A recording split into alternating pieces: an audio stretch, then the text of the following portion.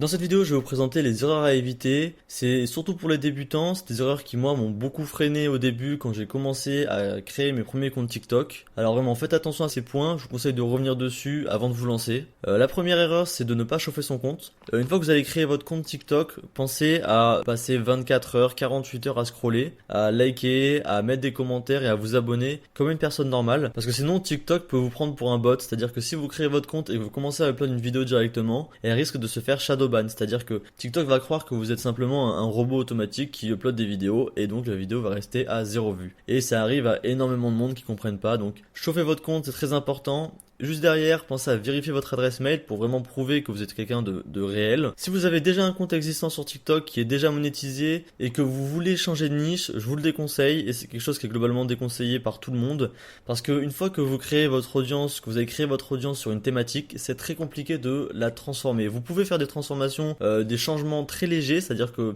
vous avez un thème d'histoire et vous passez à un thème explicatif de géographique par exemple, ça reste dans un thème globalement similaire, mais vous pouvez pas faire des vidéos de maquillage et ensuite faire des vidéos de foot. C'est vraiment un écart trop gros. Ce qui va se passer, c'est que vos vidéos vont plus faire de vues et vont bloquer à 300-400 vues jusqu'à que vous puissiez reconstruire votre audience, mais autant recommencer un compte, je vous le conseille. Ensuite, il y a les niches et les sujets de vidéos surexploités, c'est-à-dire qu'aujourd'hui, il y a des thématiques qui sont présentées par beaucoup de formations. J'ai pu suivre des formations initialement qui présentaient une seule niche, et donc en fait, dès qu'on est une centaine, 200 à se lancer dans une formation et qu'on est tous sur la même niche, ça a pour seul but d'exploser la niche. En fait, il y a beaucoup trop de vidéos sur cette thématique et il y a que les personnes qui sont déjà connues qui prennent la part du marché. Donc pour ça, je vous conseille de regarder les niches, d'essayer de voir dans le pays dans lequel vous voulez vous lancer. Donc par exemple sur les histoires, sur les top 3 par exemple, vous allez faire une recherche dans le pays que vous voulez cibler et vous allez analyser la concurrence, ce qu'ils font, etc. Cinquième conseil, ne pas essayer de sous-titres et de transitions dynamiques. TikTok, c'est vraiment une application où ça va vite, où il y a beaucoup de transitions, où ça envoie. Quand la personne arrive sur la vidéo, il faut que ça envoie, il faut que ça bouge. Et c'est notamment grâce aux sous-titres et aux transitions que vous allez pouvoir permettre ça. Donc vraiment très important à ne pas négliger. Point numéro 6, ne pas travailler tes hooks. Alors le hook, ça va être les premières secondes de ta vidéo, c'est le moment où le spectateur arrive sur ta vidéo et il hésite, est-ce qu'il va regarder jusqu'à la fin, est-ce qu'il va passer. Toi ton but ça va être évidemment de l'accrocher au maximum. Le hook ça peut passer par l'audio avec une phrase très aguicheuse, une phrase un peu putaclic, et aussi par du visuel. Tu peux mettre des images qui peuvent choquer la personne, des images qui peuvent aussi l'étonner. Le but c'est que la personne soit prise dans ta vidéo. On va voir ce sujet directement sur le module des hooks. Ensuite la description, c'est important de mettre une description qui est adaptée à votre vidéo, qui va résumer votre vidéo. Ça va vous permettre